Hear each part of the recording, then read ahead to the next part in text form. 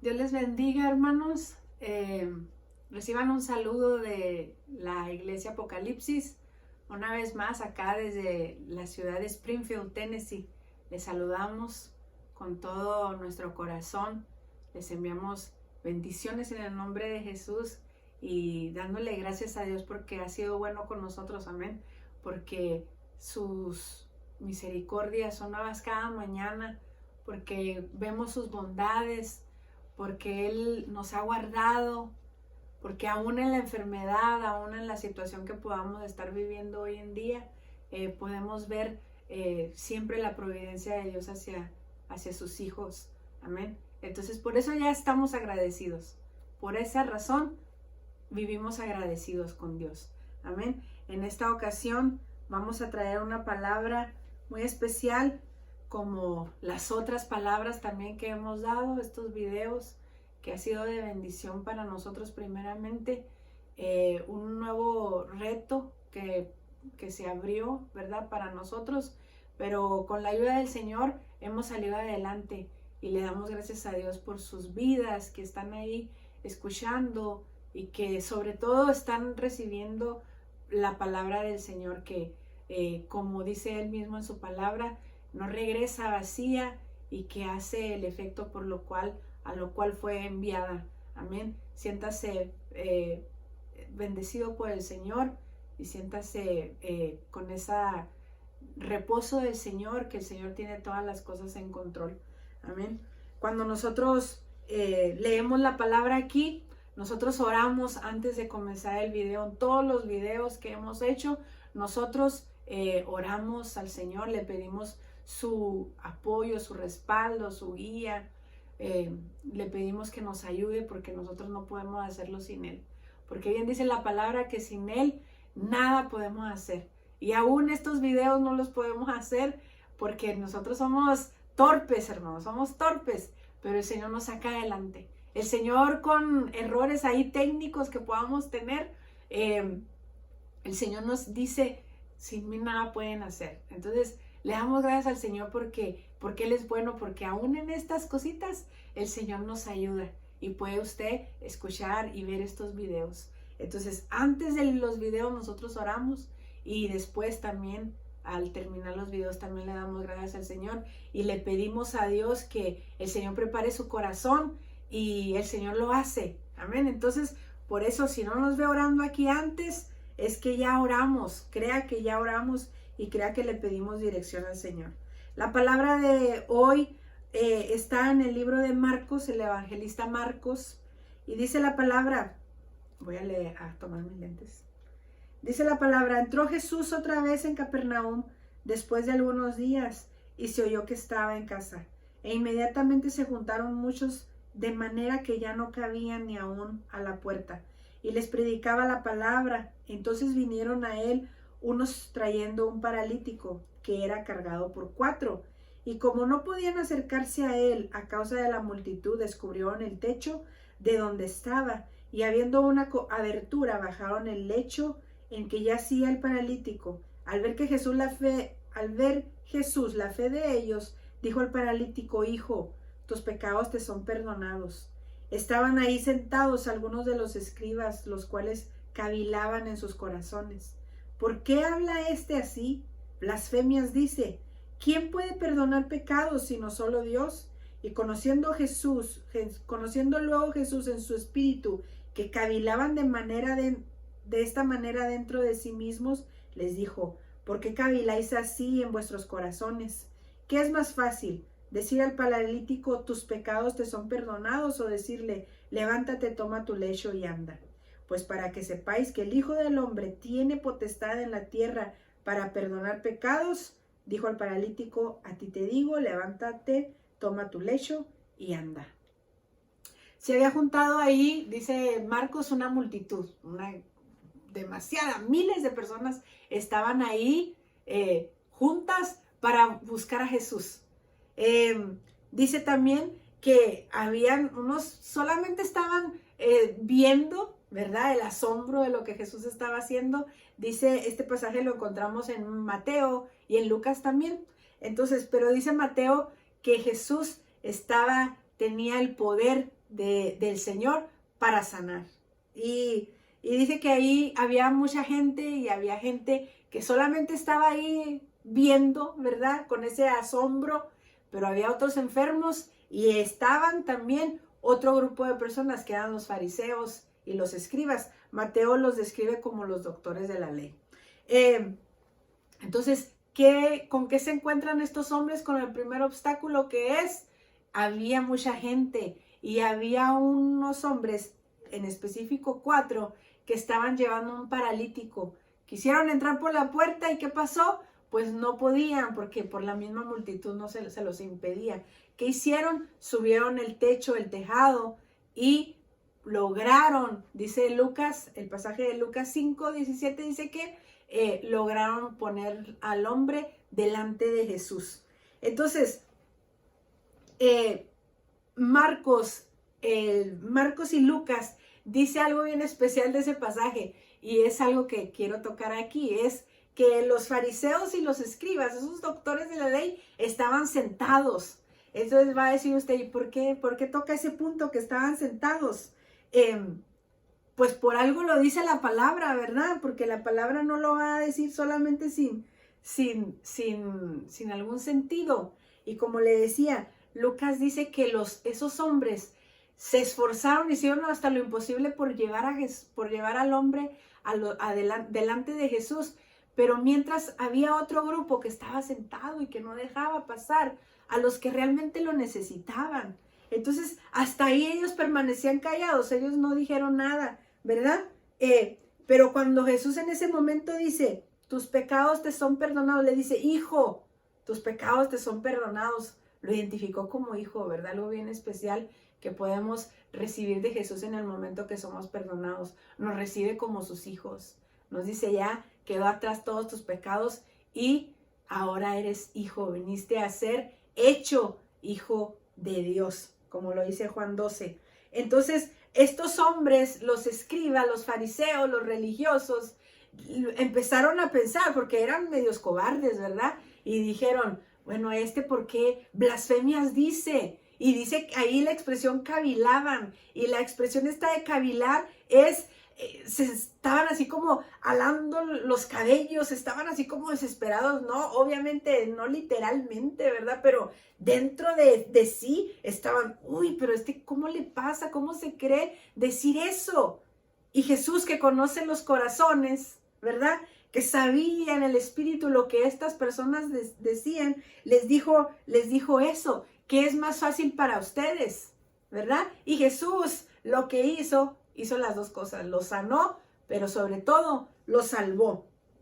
Entonces, ¿por qué hablo yo de estos fariseos y de los escribas y de estos hombres? Porque ahí se ven, bueno, voy a aplicar esto a dos tipos de creyentes, y es los primeros, los creyentes de silla, aquellos creyentes que están así como los fariseos, que están ahí, vamos a decir que estamos ahí sentados, que solamente estamos adquiriendo conocimiento, estamos aprendiendo la palabra de Dios, pero no le estamos dando el uso que debe de darse, y es guiar a los demás, es ser primeramente transformados por el poder de la palabra, ¿verdad? Porque eso tiene que provocar la palabra en nosotros, la transformación, el arrepentimiento, el decir, oye, Señor, yo no estoy haciendo lo correcto, Señor, ayúdame, porque la palabra dice que penetra, Hebreos dice que penetra hasta lo profundo, ¿verdad? Y que es una espada de dos filos, que parte de un lado y hacia el otro y transforma, cambia, sí, duele, ¿verdad? Pero es para nuestro bien, siempre produce algo especial la palabra del Señor. Hoy en día nosotros podemos fácilmente aprender la palabra de Dios. Hay en internet estudios, hay videos, hay prédicas, hay todo el que nos podemos hasta saturar de la palabra de Dios. Oiga, qué tremendo eso, ¿no?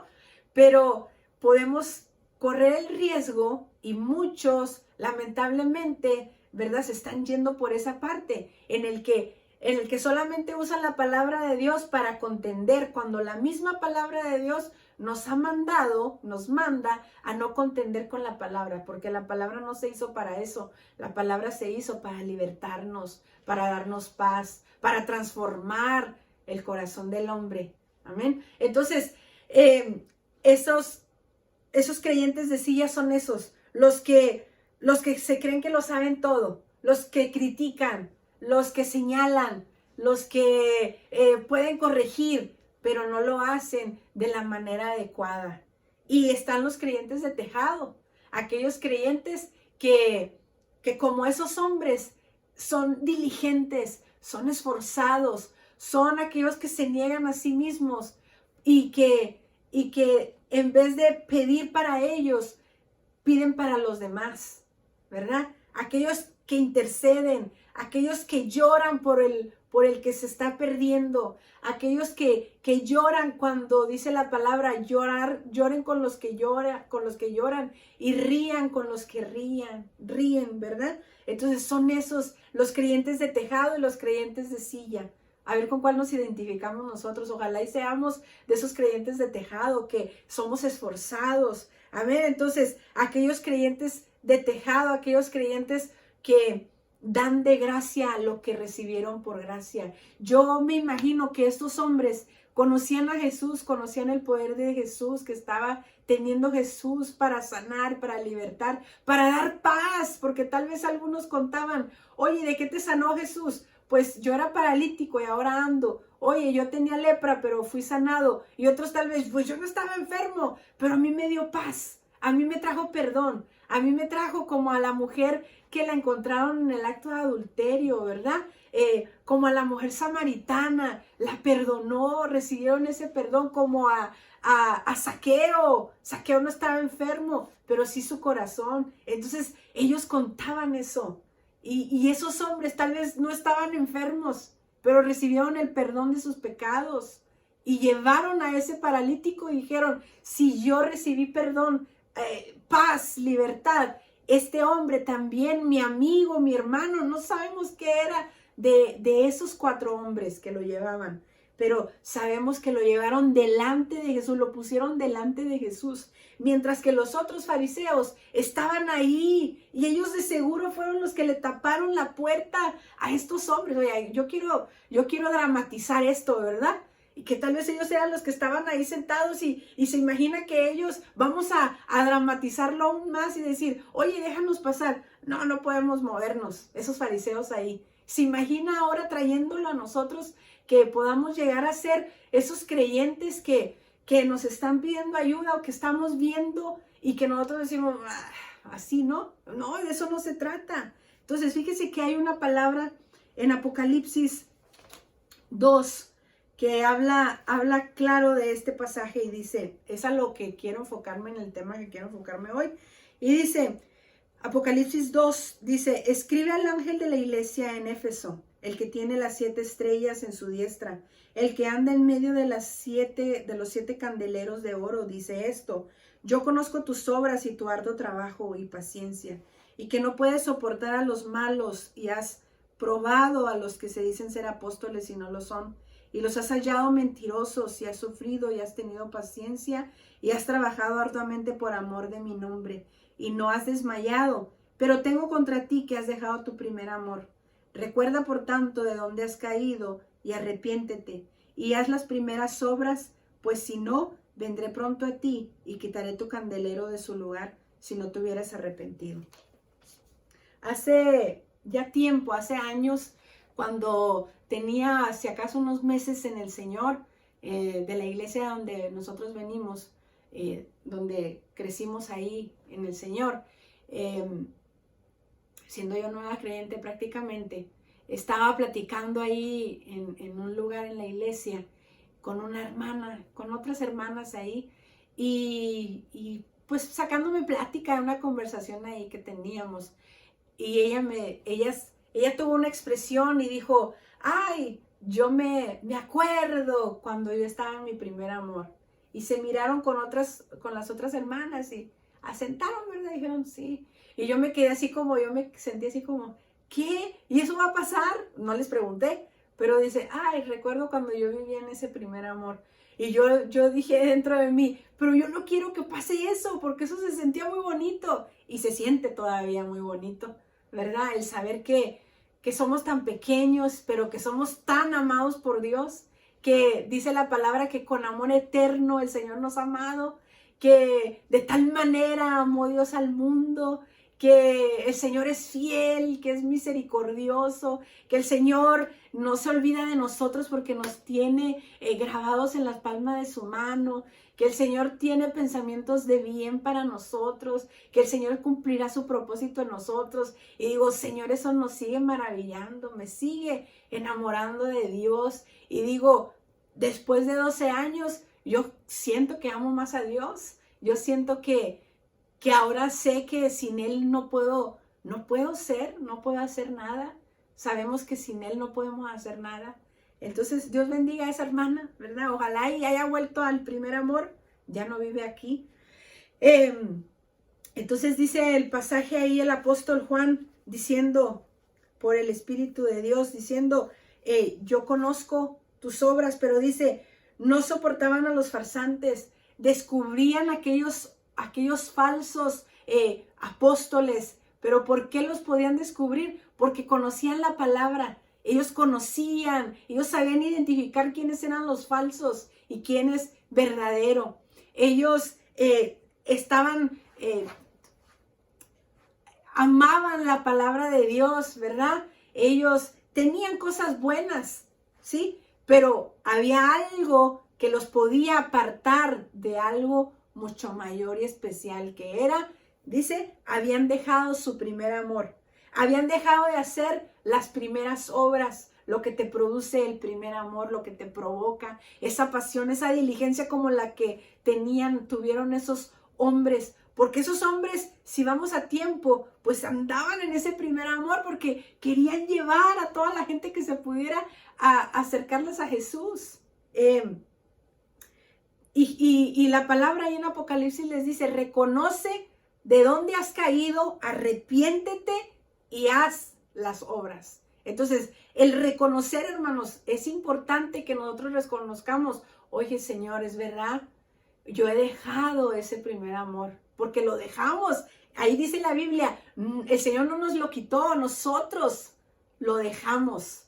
¿Sabe que los fariseos eran personas, y los comparamos con esto, eran hombres creyentes al principio, que Dios les había entregado esa habilidad o esa privilegio de ser los doctores de la ley, los escribas, los sacerdotes, los que tenían más acceso a saber, a conocer la palabra del Señor. Y hoy en día el Espíritu Santo, por medio de Él, podemos conocer la palabra del Señor. Hay un pasaje que dice que hay cosas que nos pertenecen a nosotros a descubrirlas allá a través de la palabra, y hay otras que pertenecen solamente a Dios. Entonces, hay misterios, hay cosas que leemos aquí en la palabra y el Señor nos ilumina y las aprendemos, las conocemos. Ellos las habían conocido, pero dice Mateo ahí que estaba el poder de Dios, el poder del Señor, y Jesús sanaba a la gente. Pero también esos escribas que tenían el poder para enseñar. ¿Usted se imagina a Jesús sanando mientras los fariseos que hubieran estado ahí enseñando a esa gente? Usted se imagina algo especial, ¿verdad? Entonces, pero no, ellos estaban contendiendo con Jesús. Ellos decían que Jesús blasfemaba y en realidad ellos eran los que estaban blasfemando. Ellos estaban calumniando al Señor. Ellos sabían que estaba mal, pero es que ellos pensaban que estaban bien porque se habían apartado de la luz que era el Señor. Porque Jesús dijo, yo soy la luz del mundo. Yo les traigo claridad, yo les traigo, ¿verdad? Esa luz para que ustedes puedan ver, ¿verdad? Que ya no estén ciegos. Entonces los fariseos siguieron en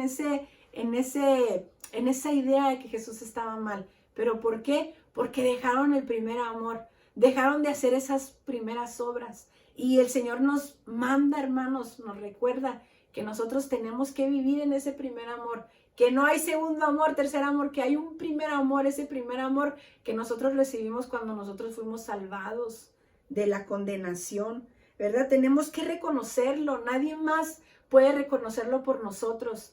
Tenemos que arrepentirnos porque algo que me alarmó ahí, esa palabra dice, por tanto arrepiéntete. Dejar el primer amor es pecado y provoca algo terrible en nosotros. Y dice, si no te arrepientes, quitaré tu candelero, ¿verdad? Quitaré tu candelero. Entonces, ¿qué es de ese lugar especial? La presencia del Señor. El decir, el ver al Señor de lejos, porque el Señor dice que Él ve de lejos a los orgullosos, pero a los humildes los ve de cerca.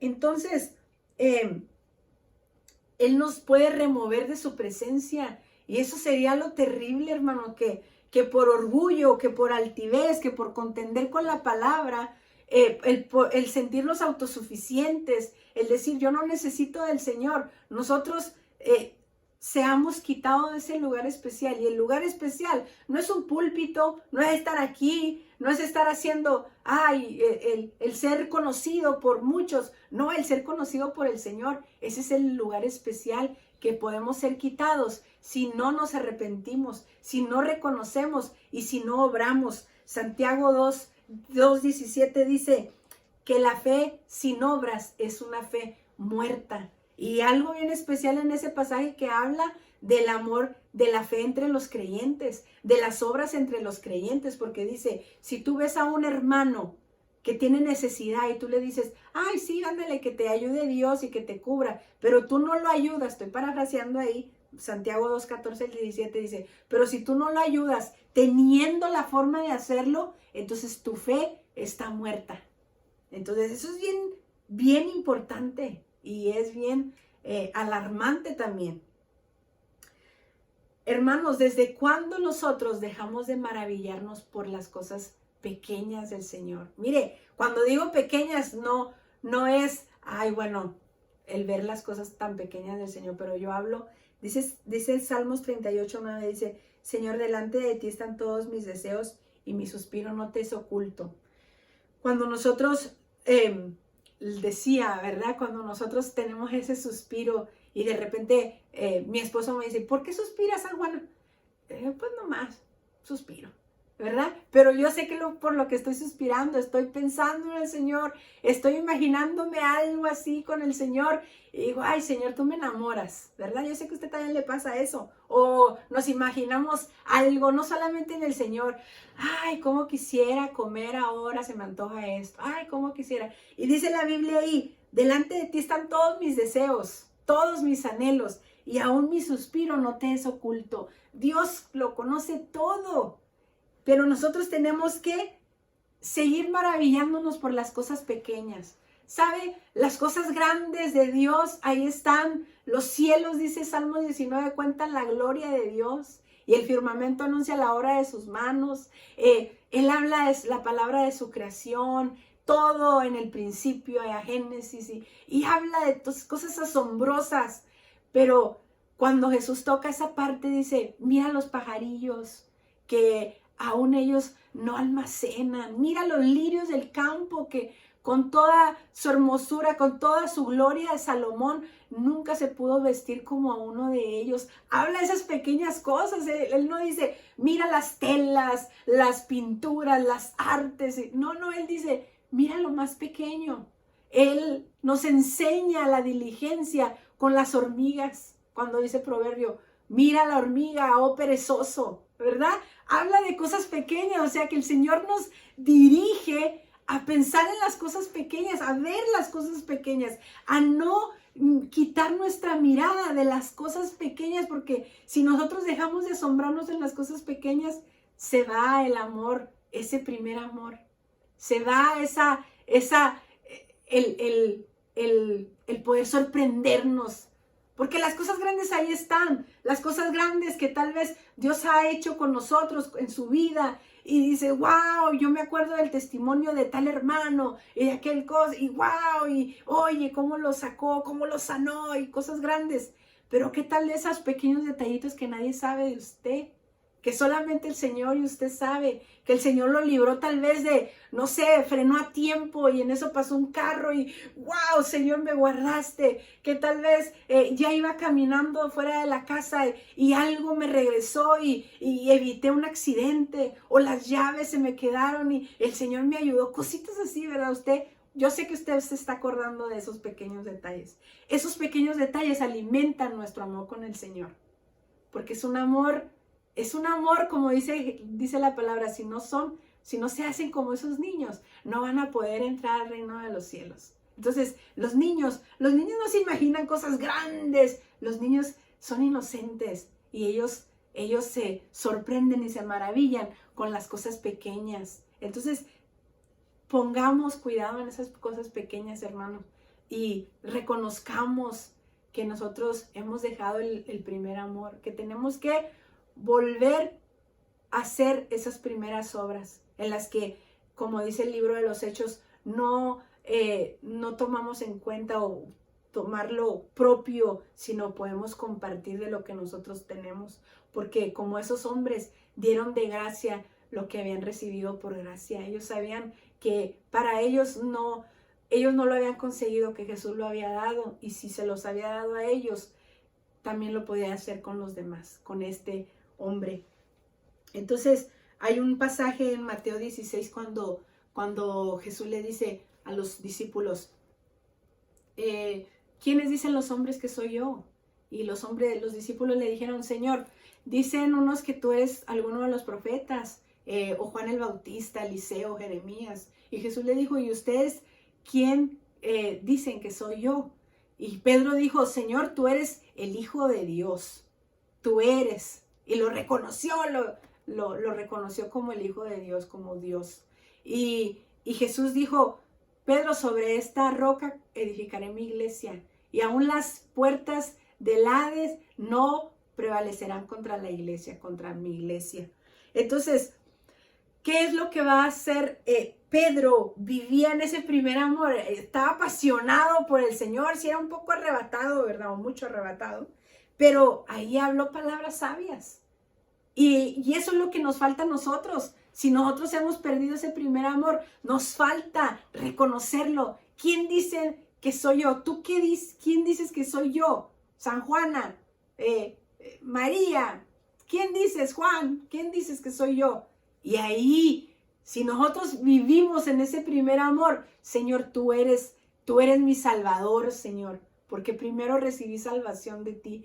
Tú eres, Señor, tú me amaste de tal manera, Señor. Tú eres mi sanador, tú eres el que me da paz, tú eres el que me fortalece, tú eres el que dice, sobre esa declaración, sobre esas palabras, yo edificaré mi iglesia y nada de lo que se levante en contra de ti, ¿verdad? Prevalecerá. Nada podrá hacerte frente. Entonces, ¿por qué? Porque vivimos en ese amor, ¿verdad? Entregado, ese amor ágape, ese amor de Dios, no ese amor de sentimientos, ese amor egoísta, que si me perdonas te perdono, que si me pides disculpa, pues voy a ver qué pasa, que si, y no, cuando dice, vuelve a las primeras obras, no es tanto el de ir a dar, el que nosotros tenemos el Espíritu Santo y decía, si te manda el Espíritu Santo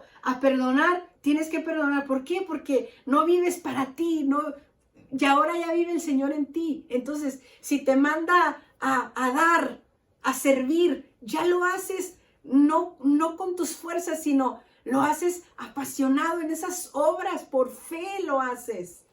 Porque si solamente hacemos las obras y no hay fe, entonces nuestra fe es muerta. Las obras de nada nos sirven, pero cuando esas obras están acompañadas de fe, de ese amor apasionado por el Señor, amor sufrido, amor que lo soporta todo, amor que lo resiste, que lo perdona, que lo olvida todo, amor entregado, entonces ese amor es ese amor de las primeras obras. Y ese amor de las primeras obras es el que nos manda el Señor a dar, hermanos, en esta hora. Pidámosle a Dios que nos dé ese espíritu de esos hombres. Amén. Porque por la fe de esos hombres el paralítico recibió la salvación. Primeramente recibió la salvación. Le dijo, hijo, tu fe, hijo, sé sano, ¿verdad? Pero por la fe de esos hombres. ¿Cuánto puede hacer la fe nuestra en otras personas? Imagina el efecto que puede tener nuestra fe en las otras personas.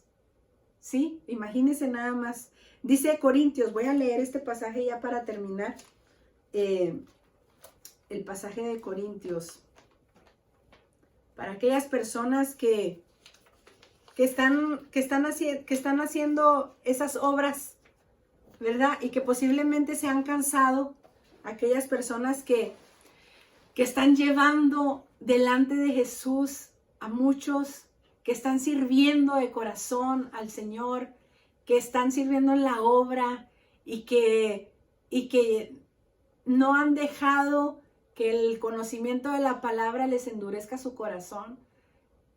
Mire, que el Señor nos guarde, que todo lo que podamos aprender, porque es bueno aprender la palabra. Dice la palabra que el pueblo pereció porque le faltaba conocimiento, pero el primer conocimiento es el conocimiento del Señor, que podamos ponernos delante de la palabra y decir, Señor, yo te quiero conocer. Yo no solamente quiero adquirir conocimiento, quiero conocerte a ti en la palabra. Y dice Corintios 15:58, dice, así que hermanos míos amados, estad firmes y constantes, creciendo en la obra del Señor siempre. Fíjese, creciendo en la obra del Señor siempre, sabiendo que vuestro trabajo en el Señor no es en vano. Si tú sigues en ese primer amor, pero de repente sientes como que tus fuerzas están menguando, sepa usted, hermano, que recuerde que el Señor nos manda a estar firmes y ser constantes, ¿verdad? La constancia es lo que batallamos mucho. Y dice, creciendo en la obra del Señor, sirviendo en la obra, hermanos, porque el servir en la obra, dice, sabiendo que no se nos olvide, porque en el momento que se nos olvida que el trabajo en el Señor, es en vano, podemos llegar a pensar eso y decir, bueno, ¿y para qué hago todo lo que hago si no lo valoran? ¿Para qué hago todo lo que hago? Que lo haga el otro. ¿Y por qué no hace esto? Y que por qué no hace esto otro. Y empezamos así. No, nosotros tenemos que recordar esto. Sabiendo que vuestro trabajo en el Señor no es en vano. El Señor ve su trabajo, hermano o hermana. El Señor ve lo que usted hace para Él. El Señor ve que aún con pocas fuerzas o aún sin ellas, usted no ha desistido, no ha negado su fe. Aún con pocas fuerzas o con pocos recursos o aún en medio de la enfermedad, usted siempre ha querido ser instrumento en las manos del Señor. Entonces, usted es un creyente de tejado.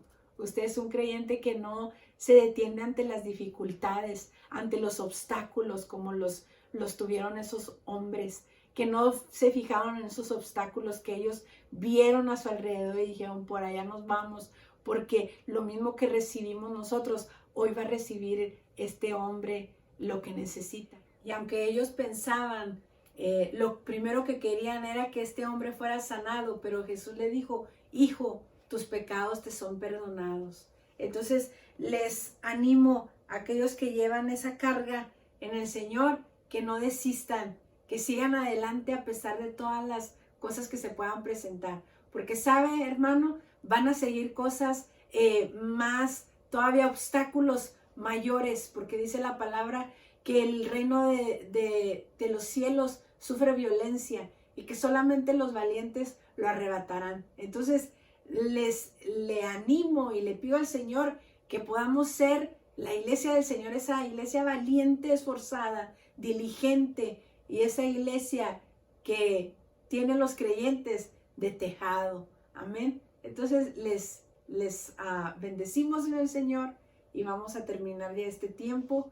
Les animamos a seguir adelante y bueno, será hasta la próxima. Le damos gracias al Señor por sus misericordias. Amén. Dios les bendiga y les guarde.